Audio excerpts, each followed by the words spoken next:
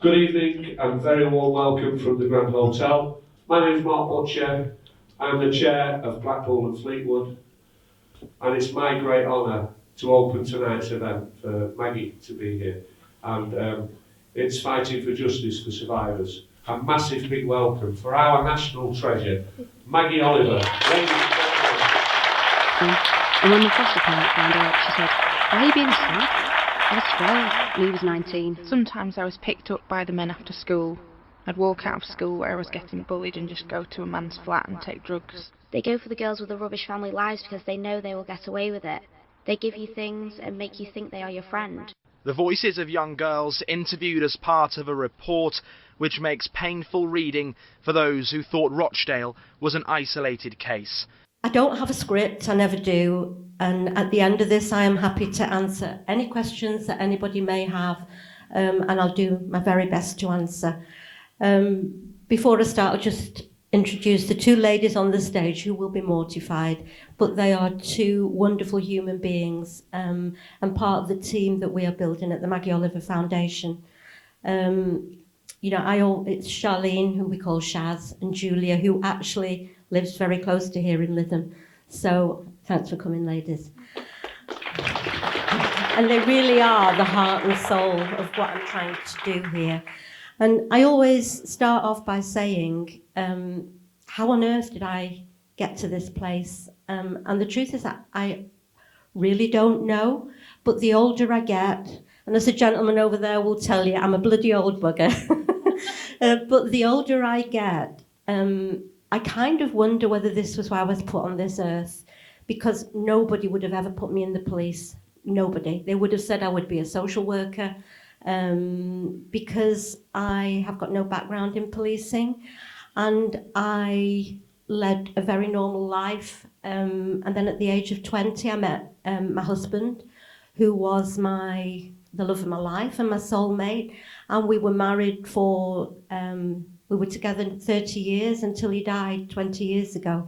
But we had 4 children, and I am a bit of a workaholic. I loved my kids, but I got to a certain point where my youngest was at school, and I thought, what on earth am I going to do now? I'm never going to be a lady who lunches. I need something that is going to keep me busy for a long time. So I went back to university at the age of 37.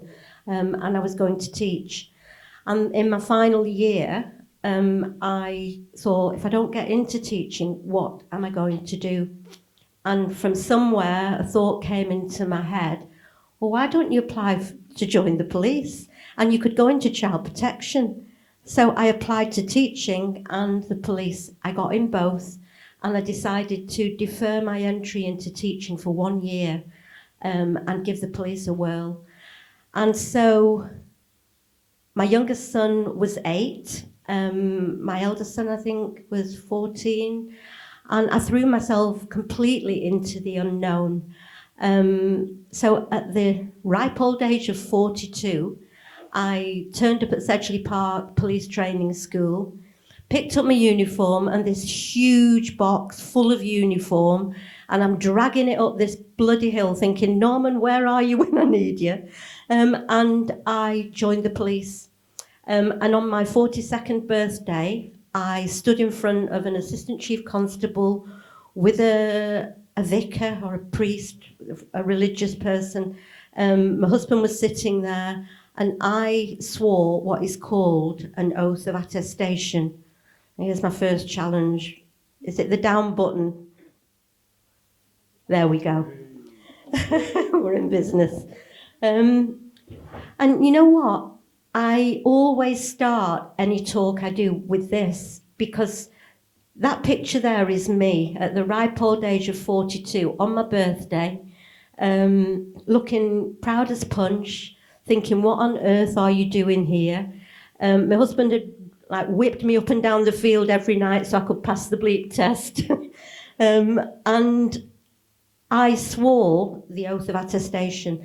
And every single police officer in this country swears that oath of attestation, and that is whether it's just a police constable like I started, or the chief constable. And I want everybody to just listen what I promised to do when I joined the police.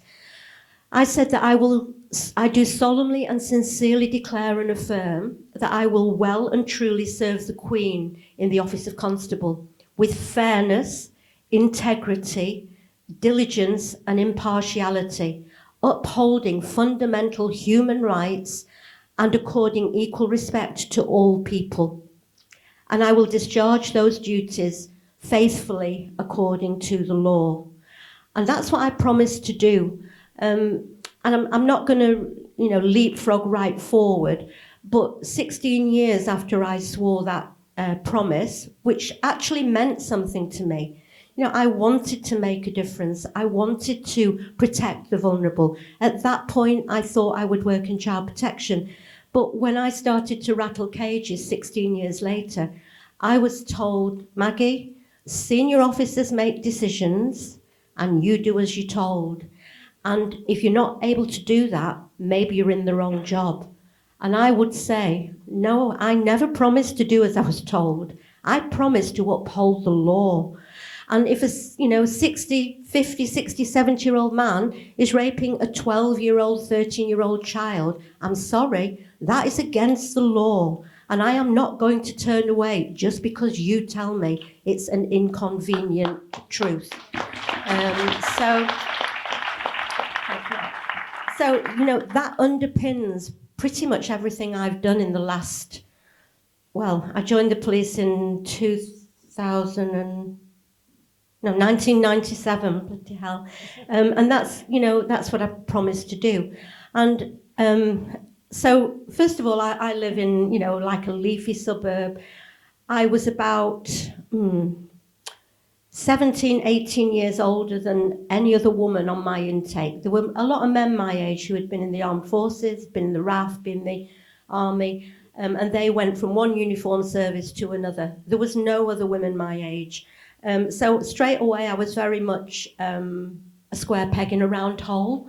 And then the second shock was I was told on that day, thinking that I would end up in a school office or, in some leafy suburb.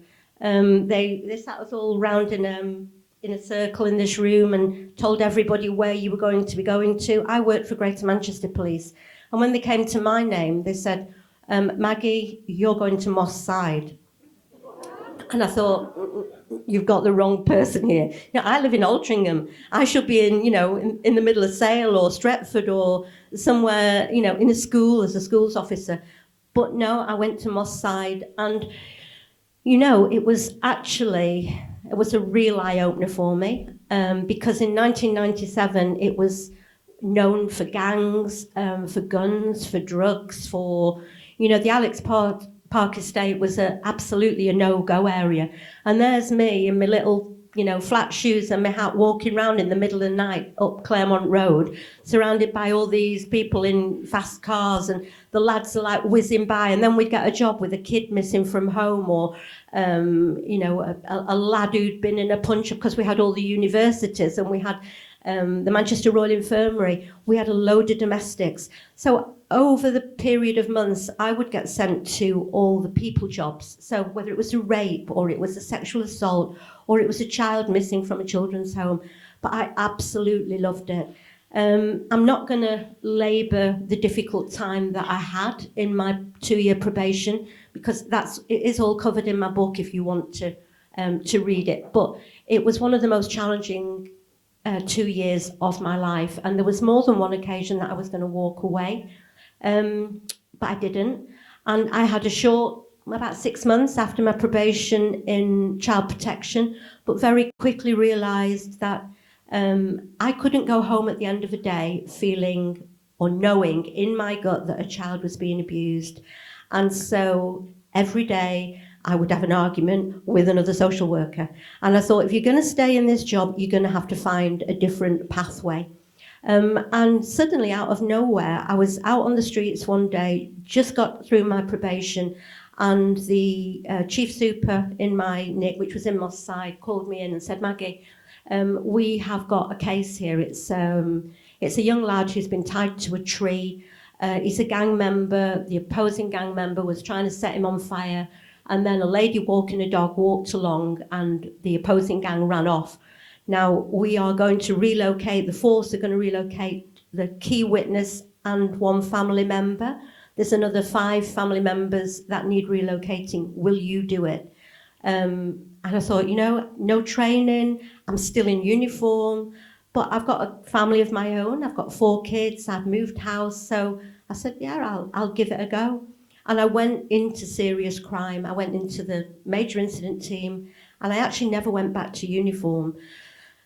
So most of my career after that was spent in serious crimes, so on gang-related murders and shootings and kidnappings, witness protection. And then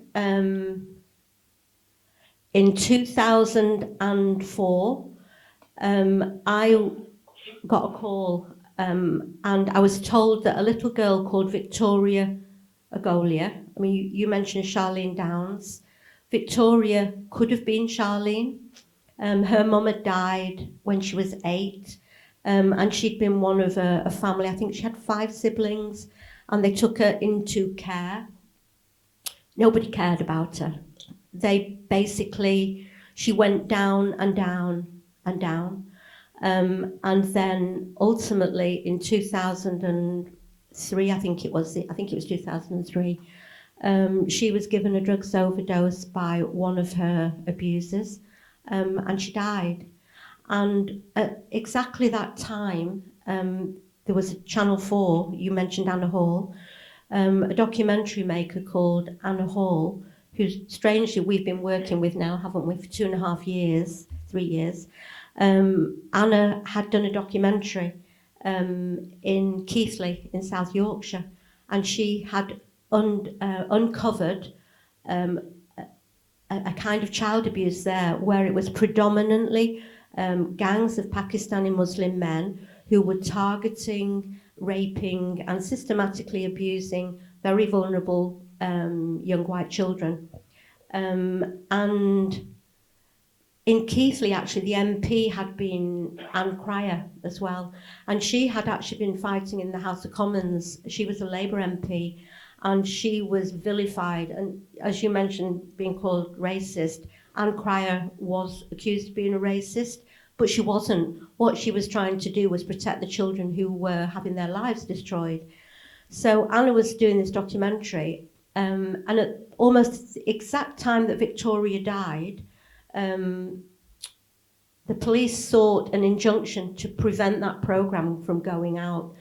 Now, with hindsight now, I look back and I firmly believe that GMP put together what became known as Operation Augusta in order to be able to say when that documentary went out, when they were questioned about do we have a similar problem in Manchester, they would have been able to say, well, we don't really know, but we've got a major investigation ongoing at the moment and we're investigating. What actually happened, though, they blocked the programme because they feared riots in the street. There was a fear of Islamophobia. When the documentary went out, there wasn't riots in the street, and the programme went out without a great deal of fuss. And so we, by that time, had identified on Augusta 97 men, 99% Pakistani Muslim men who lived in and around Manchester. We'd identified 97 of them with their names, addresses, phone numbers. We'd also, at that point, I thought it was 36 children. It turns out it was well over 70. That was in 2004 and 5. Now, my husband tragically was terminally ill with bowel cancer. And in early 2005, I went off work to look after him. But we had a full major incident team working on this case. And it was a runner. We were putting all the information on the computer system. It's called HOMES, the Home Office Large Major Inquiry System. Everything was being put on there, and we had a fully blown investigation. Norman died on July the 5th, 2005. The last entry on Operation Augusta was on the night of July the 6th, 2005. On the morning of July the 7th, 2005, we had the London bombings, and Operation Augusta was closed down by Greater Manchester Police. Those 97 men were left to roam the streets. They were not prosecuted. Those children, which turns out we eventually found out there was more than 70. There was a lot more than that, in all honesty. Those children were just abandoned. Nobody stepped in. Nobody took any action at all. And actually, some of those children now, 20 years on, we at the foundation are supporting. And some of them, 2 of them, have told their story in Anna's new documentary last year. Those children have been in my psyche for 20 years. I came back to work after that job was closed down, and I could not believe what I saw. Every scrap of paper had gone on that job. There was nothing to show it had even existed. Not one of the rapes had been recorded. The men were just allowed to continue their lives as though nothing had happened. And it's never left me to this day. And I tried to get some answers, to get something done. But I was just a detective. I was in the CID, I was in the major incident team, but I was powerless to do anything. And I couldn't even prove that what I had seen and what I knew was right, because the paperwork had gone. So I went back to my normal day job, which was actually working in serious crime, went back onto the gang shootings and murders, and I actually became a family liaison officer as well, which I absolutely loved. I loved my job. I think being a family liaison officer, though, the damage had already been done. My faith in the police by this time had actually gone. But the murders had happened, so as an FLO, I was there to help the families through the aftermath of the tragedy. I couldn't change the fact that their son or daughter or family member had been murdered. What I could do was make sure that they were treated ethically and properly.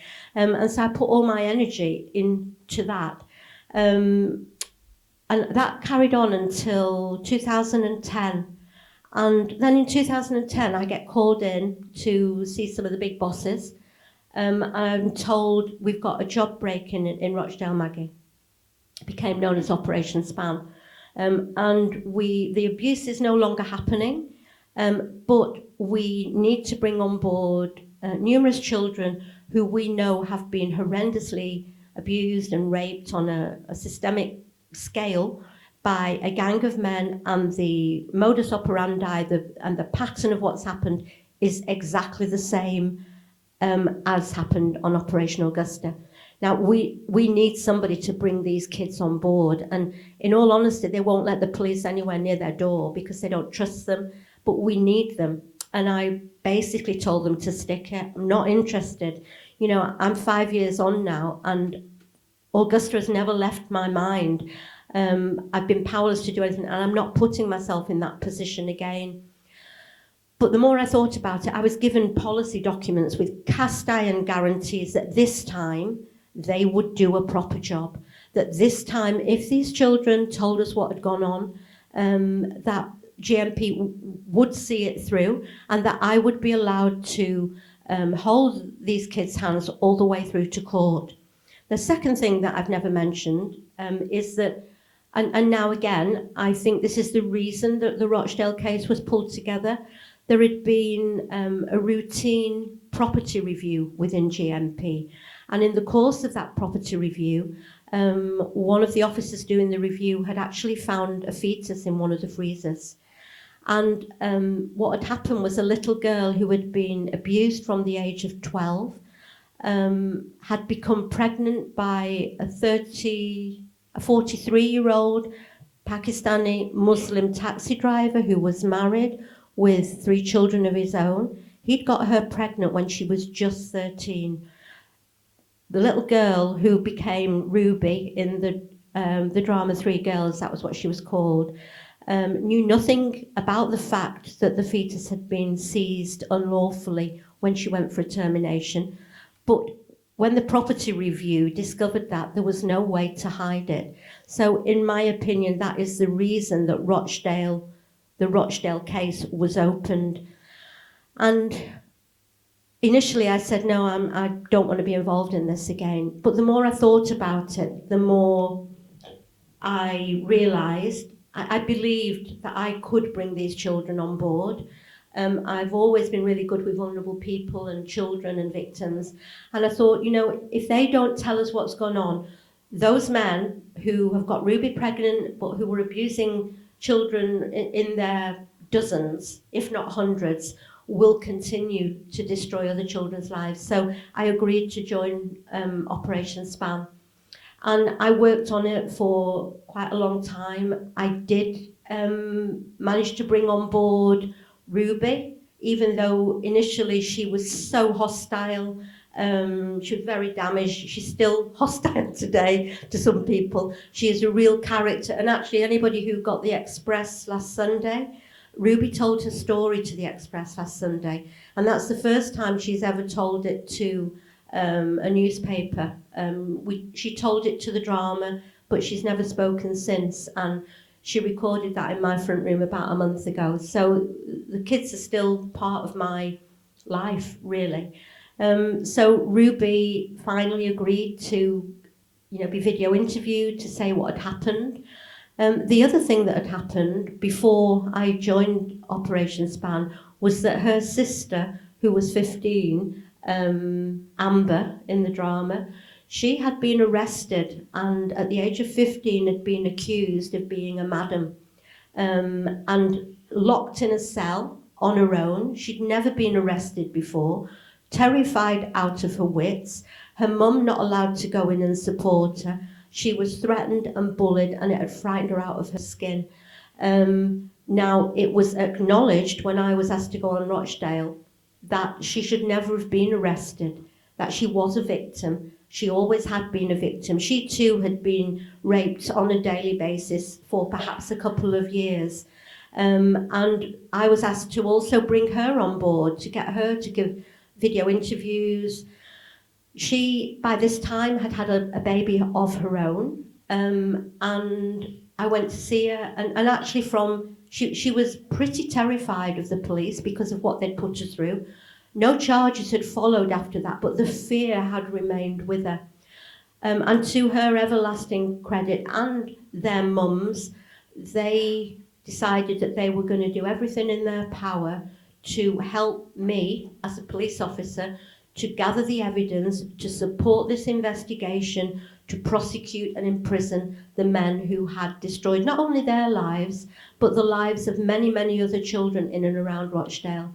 So I did, I put my life on the block to do my absolute best for this job.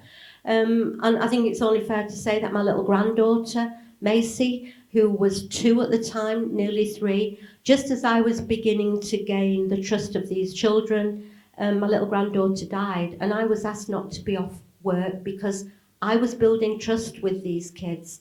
And I didn't, I fitted my family responsibilities around my work because that's how important this was for me. That I believe in child protection and I believe that children deserve to be protected. And I believe that as a police officer, my duty was to protect children. That is the most important thing that we can do. So, I carried on. Amber and Ruby gave video interviews. I took Amber to ID parades where she picked out her abusers. She showed me all the places where the abuse happened, named the taxi firms that the rapist worked in, phone numbers, everything. And the document that all that was recorded on was called Document 29. So I'm really, happy, I guess, that we are this time at last seeing a case being run properly. This was in 2011.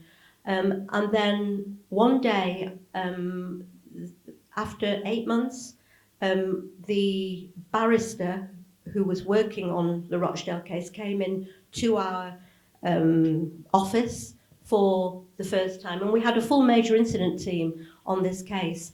The barrister came in and they went into a meeting. Now, as the officer who was responsible for some of these girls. I should have been invited into that meeting, but I wasn't, which in itself was strange.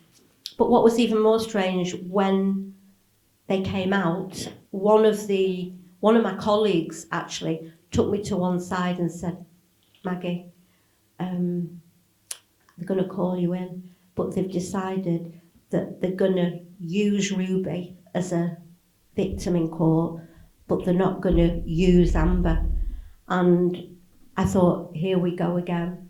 And I walked out of that office that day because I would have killed somebody.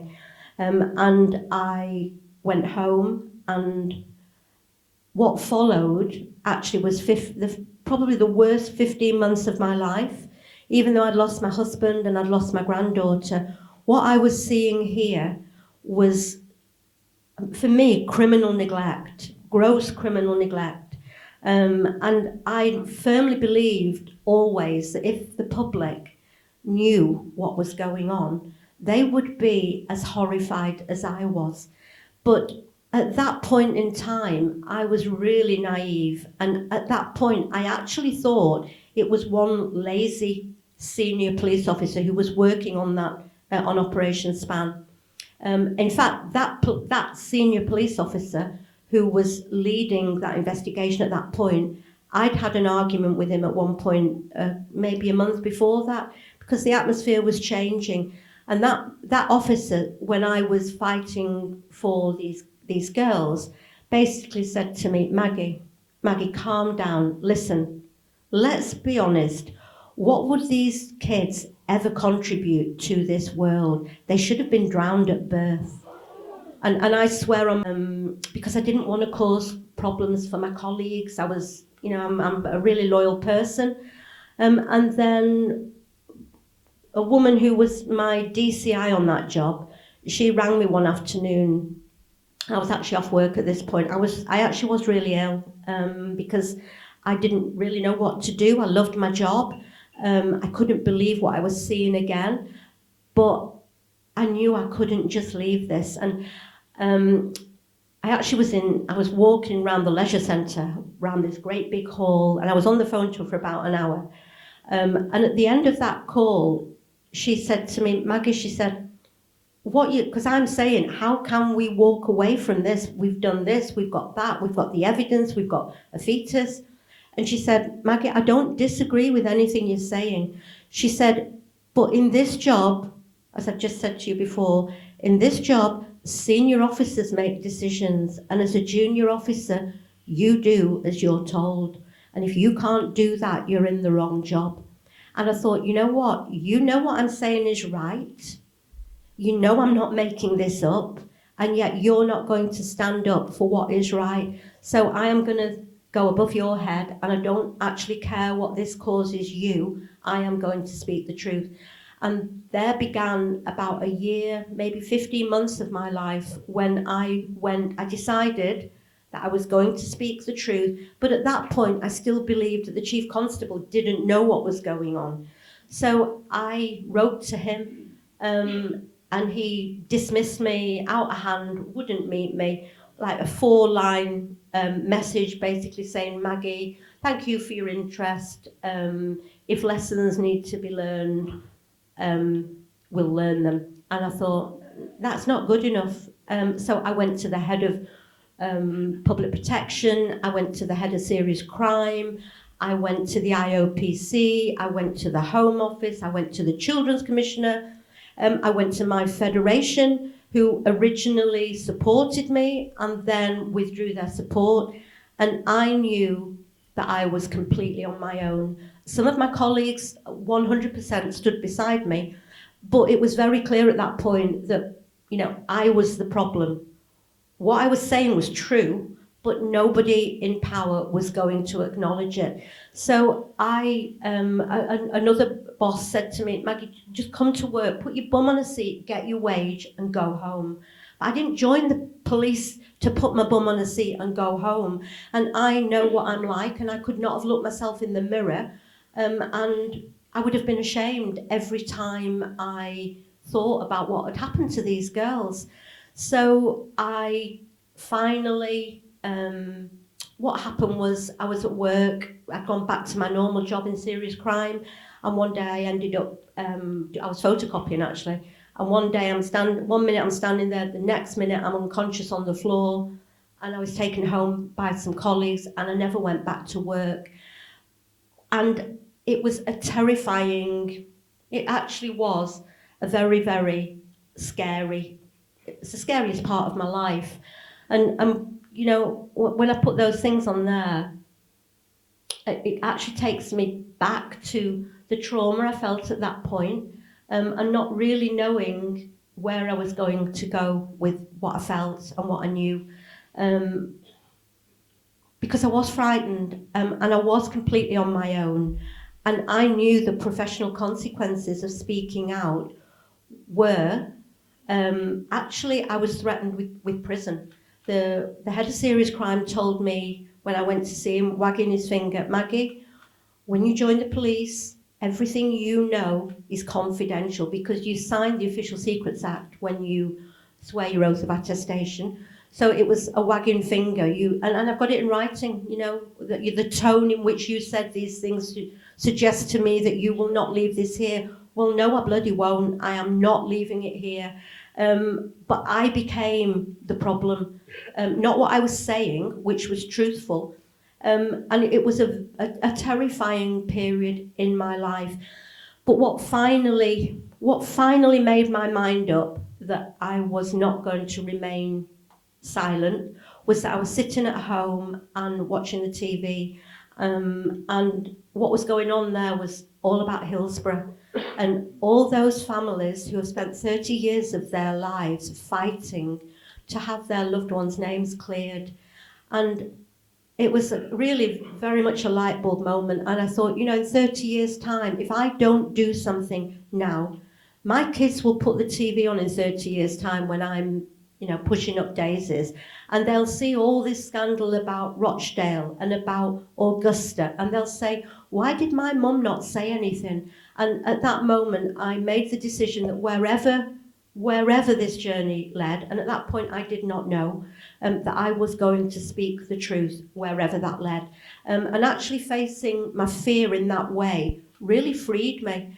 And anybody who listens to me today will know that I actually no longer give a shit what people think. I speak the truth to the very best of my ability. And at that point, I recognised that I would upset a lot of people, that I wouldn't be making friends in high places. But what mattered to me was that I could look myself in the mirror and know that I have told the truth, wherever it led. Because at that point, I didn't know where it would lead.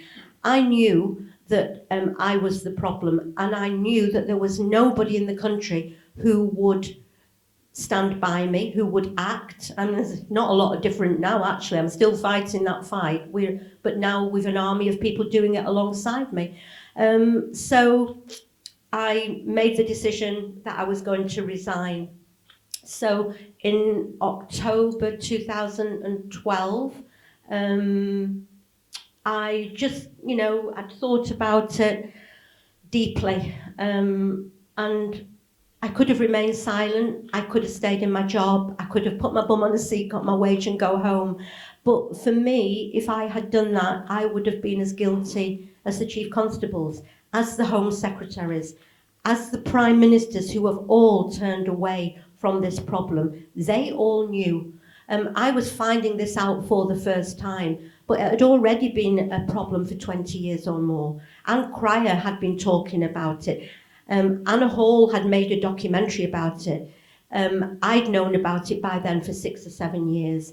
So I wouldn't look away. I decided that I was going to go public wherever that led. And, you know, it really, really caused me, it almost destroyed my life, and I'm not lying. You know, I lost my home. I resigned and I lost my income. I was a single parent because my husband had died. Fortunately, my kids, my youngest was 16 at the time. But, you know, at the end of the day, we only have our own conscience. My loyalty to my colleagues was very important to me. But my loyalty to those children whose lives were being destroyed was greater.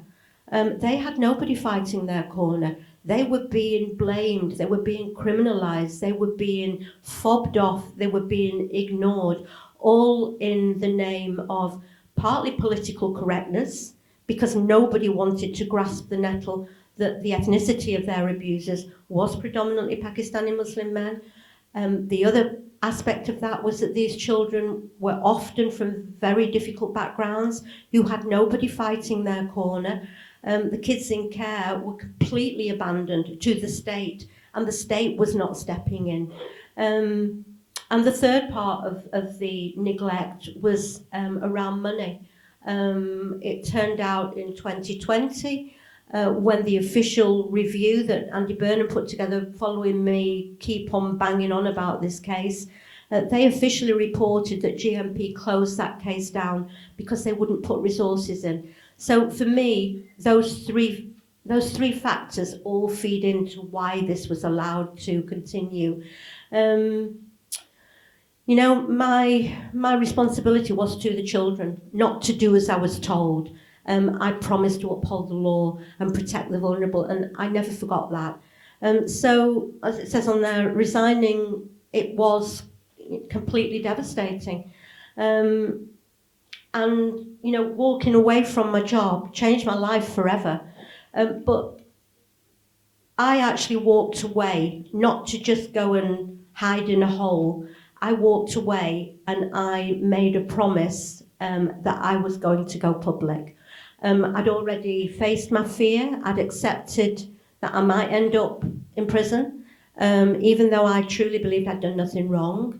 I resigned in October 2012, and about a week after I resigned, I went back to knock on the door of those two girls in Rochdale, Amber and Ruby. And when I knocked on the door, they'd been told basically that I'd abandoned them, that I'd gone back to my own job in serious crime. I hadn't abandoned them at all. I had been forbidden from speaking to them. And I had been to a lawyer, and the lawyer earlier in the year had said to me, Maggie, you must make this official, and the only way this will be official is if you put a grievance in. And that's what I did. I'd never put a grievance in my 60 years of being 16. I'm not that old. Not quite. In my 16 years of being a cop, I'd never put a grievance in. But the lawyer said, no, you must, because if you don't, if you come back to this in 5 years' time, they will just say, no, they just never said anything to us. So I put a grievance in. And it was all whitewashed. It was a complete cover-up.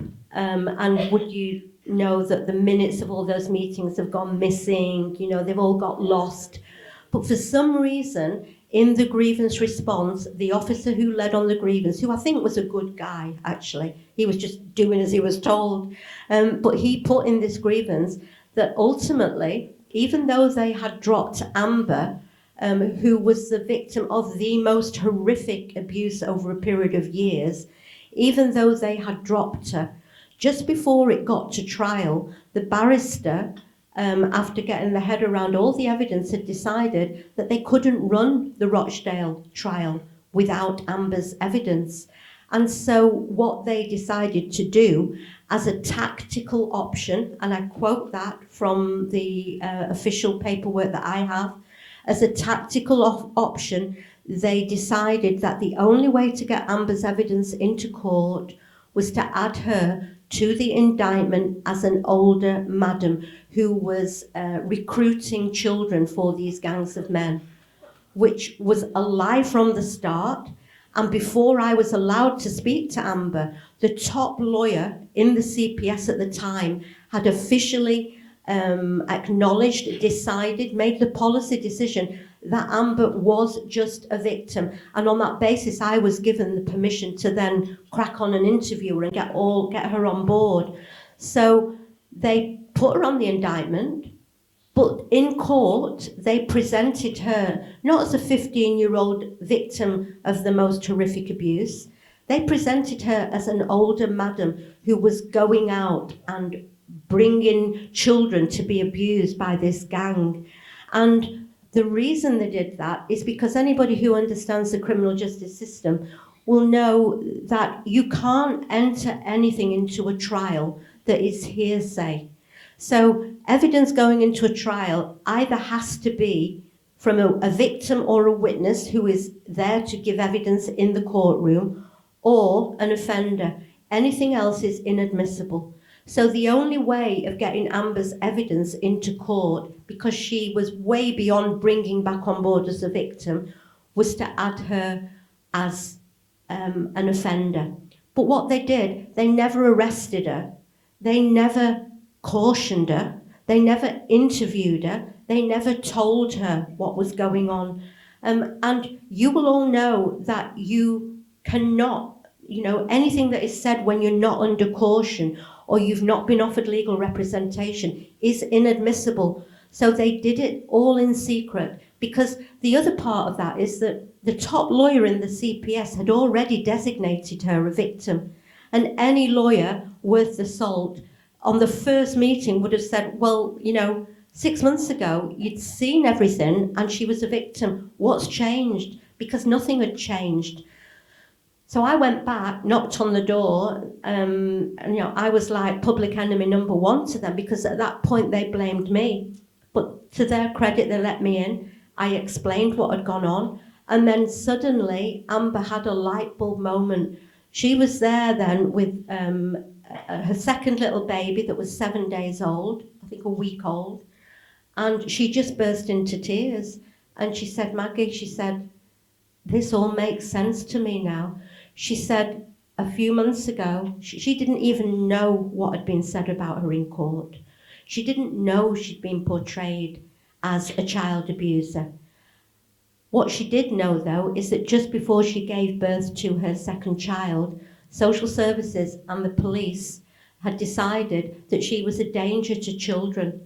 And they went to the hospital when she gave birth, and social services told the matron on the ward that they had a court order to prevent her from taking the baby home. What they did in the hospital, they tagged the baby and they told her she couldn't leave the hospital. That was a pack of lies. There was no court order. She was not a paedophile.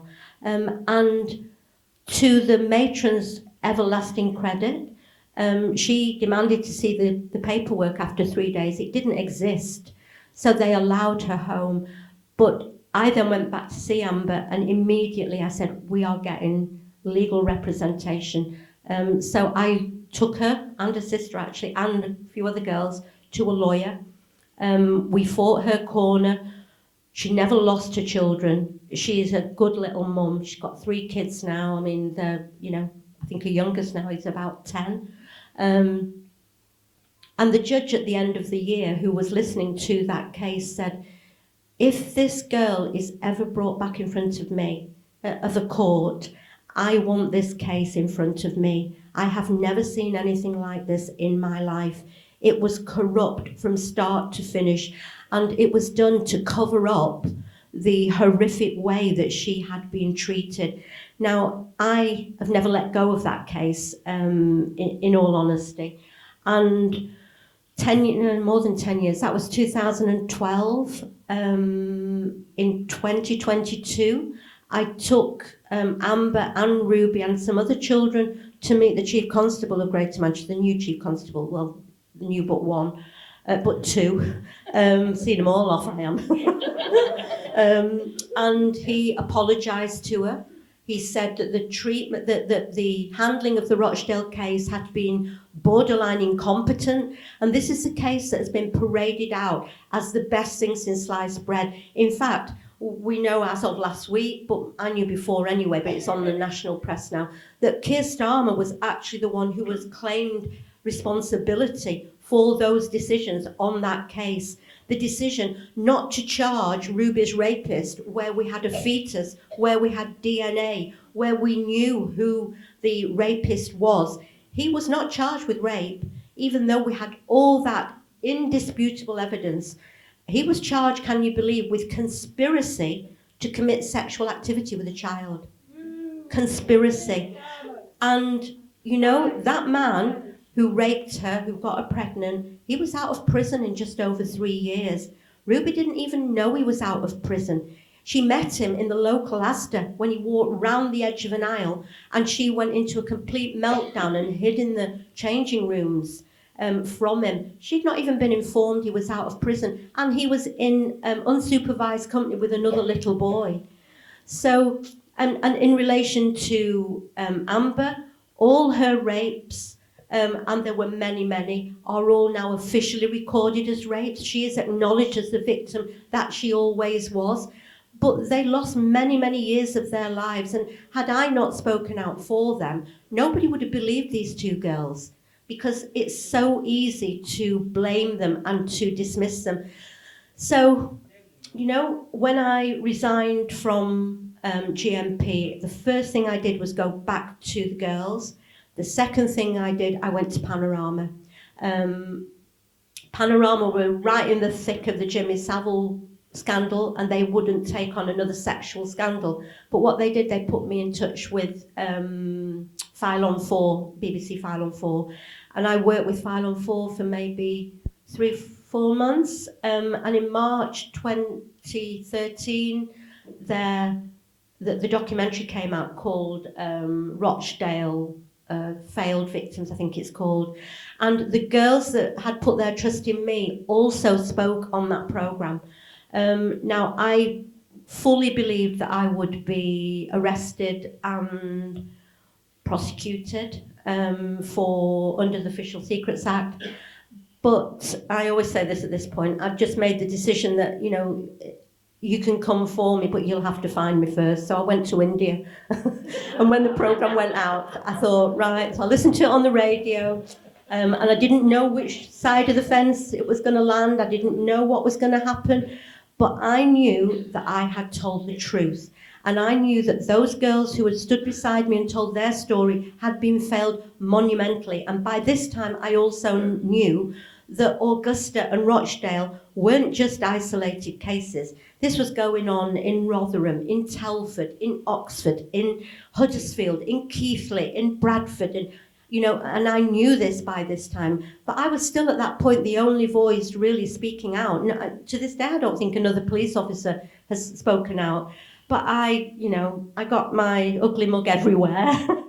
So, you know, there's too many things to go through, really, to put all of the programmes. I think the thing that I will say, though, when that programme went out on File on 4, it was, March 2013, the police are always given a right of reply.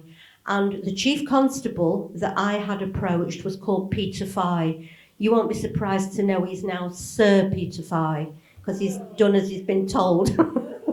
And he was given a right reply. And he went on Woman's Hour after the programme went out, I think on a Tuesday night, and I'm sitting in a little house in India listening to it. And the following day, on that night, he went on Newsnight. The following day, he went on Woman's Hour. And he was asked, obviously, what did he think? And he obviously denied that there'd been any neglect. And then he turned to me and he said, I've met Margaret on many occasions. Well, no, you haven't, and you've never met me till today. And unfortunately, Margaret became too emotionally involved. Too emotionally involved. I would swear, but you'd probably all be really shocked because I like swearing. But I did swear, let me tell you. Yeah, unfortunately, Margaret became too emotionally involved. And she's been bereaved. You know, so I'm middle-aged, do-gooder, I've lost the plot, I tell lies, you've met me many times, well, you are a liar. And you still are today. But that fired me up, you know. Amongst other things, I had carried on working when my little granddaughter had died. This job was one of the biggest cases that GMP was running. And then they changed their mind and it didn't matter. Well, it mattered to me. And so I didn't let it go. And about a week after that programme went out, I had a phone call. On one of the big cases I'd worked on in serious crime, it was a gang-related double murder. It was Gooch Gang and Doddington, and I was the family liaison officer on that job. And GMP wanted to make a drama out of that, so I'd spent 6 months taking a TV crew, a director and a scriptwriter, meeting all the family members and the gang members, and that programme's still not been made. But the team that I knew rang me and said, Maggie, can we come and speak to you? And they came up to Manchester.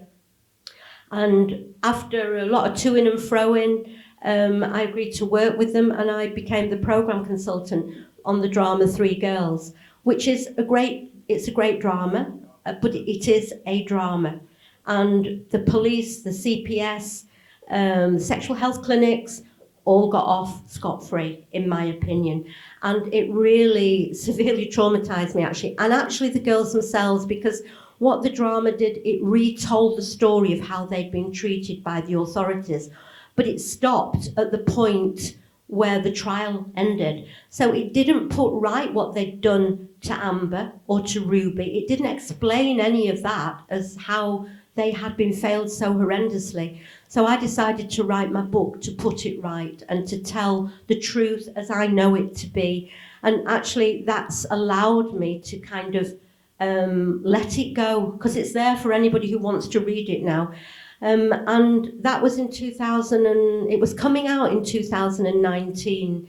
And I thought, you know what, I'm absolutely knackered. I'm on my own here.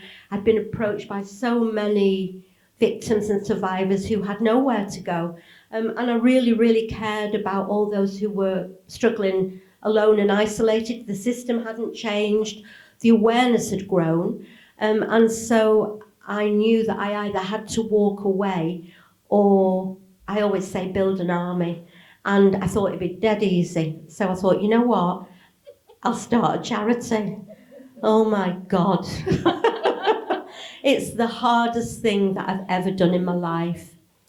But it's probably, other than having my kids and being with my husband, it's the thing that I am the proudest of, because Shaz and Julia, you know, you can see what they're like. We are a proper team. We are building an army that shares the same values, that believes in fighting for those who don't have a voice. We've gone from me with a hope and a dream and £7,000 to start a charity, to now having a team of nearly, I think about 52 if we add up. We've got 9 staff members now, soon to be 10, 35 volunteer ambassadors, 7 trustees. Shaz met me right at the beginning and came on for a year as a volunteer. Julia was a volunteer till she got roped in as well. But we are helping all the Ambers and Ruby who don't have anywhere to go. So we run an emotional support service, and we also have an advocacy service. So we help not just grooming gang survivors and victims, but any adult survivor of any kind of sexual abuse, whether that's a girl or a boy, a man or a woman, somebody. I mean, we've got people who've come to us who are 70 years old, who were abused as children and have never spoken about it in their lives. We've currently got a lady who was abused by Gary Glitter, who had carried that secret since being 8 years old because her mother was ashamed that she'd allowed her to go to his house and had never done anything about it. We've supported her on the emotional support. Now she's found her voice. Now she's gone to the police. She's, whether she gets a prosecution or not, and we think she probably will, we know that she has healed. She has claimed her voice back. She doesn't carry the shame anymore. This was not her fault.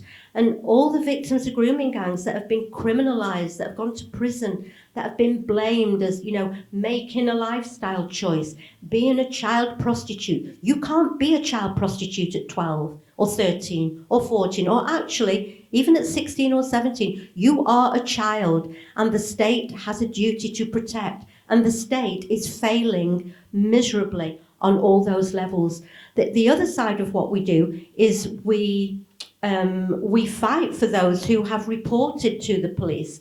So we have cases that have recently happened, and they've reported to the police, and for whatever reason, Their cases are not being taken forward. So it might be a young officer who's inexperienced. It might be somebody who can't be asked. It might be somebody who's out of their depth. It might be that they're, whatever reason, shouldn't matter. So if they come to us and they're all on their own and they're fighting a losing battle, we will stand alongside them, and we will upset those who don't like to, hear the truth, and we will fight their corner. And, those two things together, our survivors who come to us can access both sides, and we're not like the Samaritans.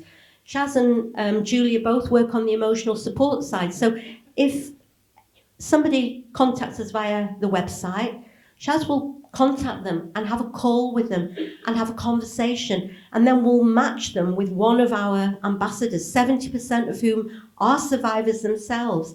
And they won't just get a call like with the Samaritans, where they ring in this week and have an hour and they go through what's happened, put the phone down. Next week they pick the phone up again and ring again, and they go through the same thing again next week with a different person. We match them with one person, and they build a trusting relationship. We give them 8 weekly calls, and then they have a little break. If they need another 8, they have another 8. We then pay for them to have psychoeducation workshops. We then pay for group therapy for them, 12-week course with a trauma-informed psychotherapist. And now we do peer-to-peer support after that. The next thing, if we can raise the money, we will be doing one-to-one counselling. Those two things, the emotional support and the advocacy, build a picture of what is going on. And for me, the important part for me, because I know we have amazing people in the foundation now, I'm starting to be able to not get involved in that, because I trust these people with my life. They are going to be my legacy when I'm not here anymore. My charity will carry on for decades, and we will be pissing off a lot of people for a long time to come.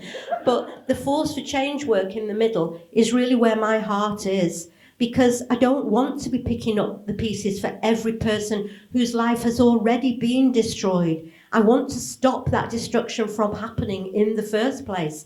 So the Force for Change work is so important. And, anybody who's followed our journey will see, I think I've got a slide here. I don't know. I'll have to have a look. Yeah, that is just a little bit of the force. We call it Force for Change work because we can't call it campaigning, because we are a charity. We can't be political. We can't campaign. There's so many things we can't do, but we can try to force change. All those things there are what we have led, and we are a tiny charity. And the day I started the charity, I made the decision that we would not take any money from the government. We don't accept commissioned money. We don't get money from the Police and Crime Commissioner, because I want to know that I can speak the truth. I want to know that if I speak the truth and somebody gets, throws the teddy out the cot and withdraws the funding, I want to know I can speak the truth, and Shaz and Julia are not going to lose their jobs. So it's the public that have got us here, because the public believes that we are doing an important job. And we are currently taking this government to a judicial review. And that is a huge, huge thing to do. We're doing it on behalf of the whole country, and not just survivors of the past. This is, as Mark said before, we had a 7-year statutory national inquiry. It cost £200 million. There were 7,000 victims and survivors who told their stories to that inquiry and to the Truth Project in the hope, in the belief that change would come. Theresa May, when she launched it, said it was a once-in-a-generation opportunity to bring change, to change things for the future, to bring accountability for the past. 7 years of an inquiry, all that money, all those victims re-traumatised. And yet 4 years after those 20 recommendations were published, they are still sitting on a shelf in the Home Office gathering dust. And actually, no government has any obligation to implement any recommendations. And I didn't know that until a few years ago. So as we're starting to go into a new national inquiry, the question that begs to be asked, if we have another 3 years and another 5,000 victims re-traumatised, and then the government, whichever government it is, says, well, we're not going to bring in those recommendations either, what is the point? So we went in March and we were given leave by the judge to take this government to a full judicial review. The judge, thank you. Thank you. And it has been a huge, huge decision for our little charity. The first part cost £25,000. The next part, not for us, this is for the legal costs. The next part will be 76, but that's probably a third of what it should be, because the lawyers who are doing it believe in what we're doing. They're all doing it at reduced fees. The government argued the toss that we were out of time, that under the law they have no obligation to implement those recommendations. And that's true. In the law they don't. But what the judge said, Justice Kimball, he said, that's right. You know, in the law, the government do not have to do anything with recommendations.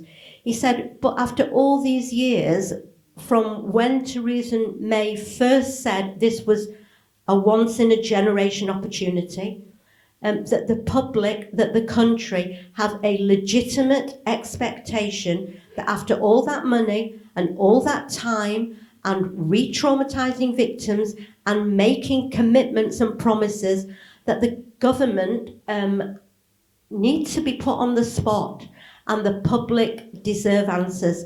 So we are now furiously, as well as all the day-to-day work we're doing, we are also working with lawyers, a barrister. We've now got a Casey as well to put together this case.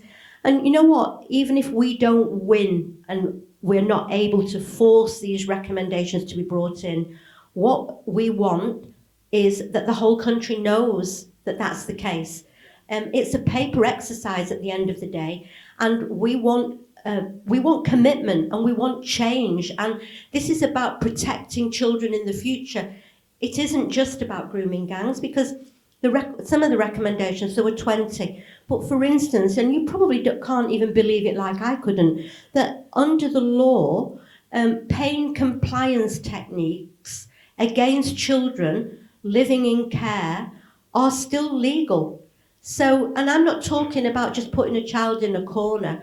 We're talking about pressure points and torture, like you can use if you are dealing with violent criminals as a police officer. That was one of the recommendations of ICSA, that be outlawed, forbidden. And this government are even saying they will not outlaw that. The second thing is, you know, you've got staff in care homes. They are unregulated. They are not checked. One of the recommendations was that we regulate staff in care homes. The government have said they're not going to implement that.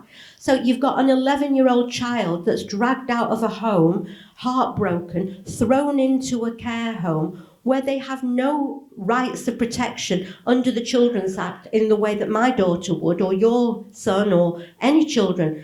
They are in the care of the state and they have nowhere to go. So you've got a child thrown in a home, already traumatised.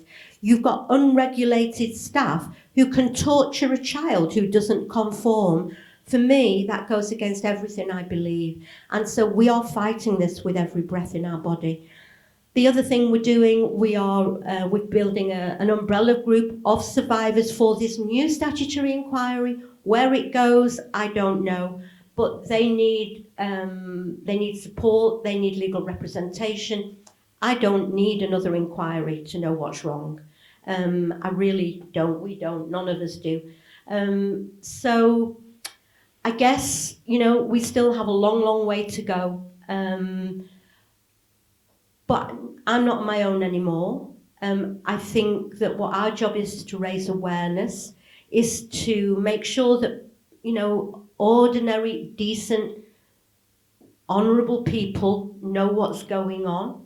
Many of these conversations were never had until, you know, I was really very much on my own at the start of this journey, and now we do get Lots of people have jumped on the bandwagon, and what I always say is there's enough room in this world, in our country, for many people to get involved in these conversations. What I do find difficult to handle is when people use this topic for their own advancement without thinking about the needs of the children, because, you know, our hearts are with the children that have been abandoned in this, and the people that we support, you know, the trauma that they suffered through their abuse often lasts a lifetime. But what makes it a million times worse is when the authorities that are meant to protect them turn away, and that leaves them completely on their own with nowhere to go, completely isolated and abandoned. And as long as the Maggie Oliver Foundation is here and the incredible team that we have, that will never happen. So if any of you know, we only support really adult survivors, but if a family comes to us where a child is being failed by the system, we will support that family. But you can self-refer through our website. If you've got organisations that support survivors of sexual abuse, we are here. If you want a little charity to support that's doing brilliant work, because we've got wonderful people, please think of the Maggie Oliver Foundation, and if you need us, you know where to find us. So don't really think I've got anything else to say. I've probably bored the pants off all of you, but I'm more than willing to answer any questions after. Thank you so much for coming and for listening. Thank you.